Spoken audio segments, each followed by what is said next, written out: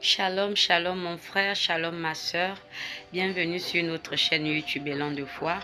Ce matin, je viens bénir Dieu pour ta vie. Je viens lui dire merci parce qu'il nous a encore permis de nous retrouver aujourd'hui. Alors aujourd'hui, nous allons aborder une thématique très particulière qui est le pardon. Le Seigneur ce matin te dit, mon frère, ma soeur, pardonne-leur car ils ne savent pas ce qu'ils t'ont fait. Dieu veut que tu pardonnes. Pourquoi? Parce que le pardon d'abord te libère toi. Quand tu es libéré du pardon, tu vas te retrouver dans une position où ces personnes qui t'ont offensé, qui t'ont fait du mal, vont eux-mêmes se remettre en question et se demanderont, mais pourquoi nous l'avons fait tant de mal? Pourquoi nous avons eu à nous comporter ainsi? Un témoignage que je veux te rendre. Une âme que j'ai suivie et qui a tellement vécu des injustices depuis son enfance. Elle avait toujours été cet enfant mise de côté, mise à part, cet enfant rejeté parce qu'elle n'a pas grandi avec son père et sa mère. Donc, elle a été élevée dans un cadre social où il n'y avait pas d'amour pour elle. Alors, elle se demandait, mais pourquoi toutes ces injustices? Il arrivait même des moments que le bien qui devait être fait à tous les enfants lui était refusé.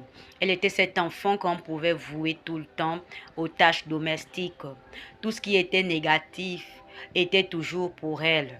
Tout ce qui était bien était toujours pour les autres enfants. Et elle s'est posé des questions. Elle se demandait, mais pourquoi je suis tant rejetée? Pourquoi je n'ai pas d'amour venant des personnes qui me gardent? Cet enfant a grandi et est devenu un adulte.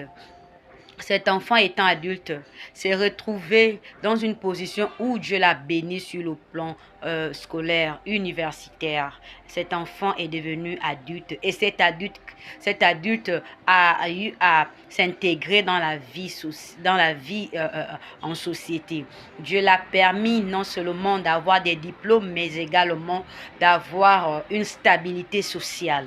Or, les enfants qui étaient chouchoutés, aimés, qui étaient cajolés, ces enfants n'ont pas eu les mêmes opportunités qu'elle a eues.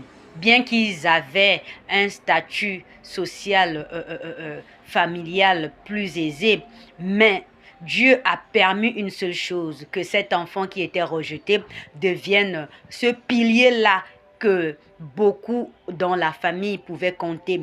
Et ceux qui l'avaient offensé ne comprenaient pas comment cet enfant avait eu à réussir, bien qu'elle n'avait pas tous les manuels scolaires nécessaires pour pouvoir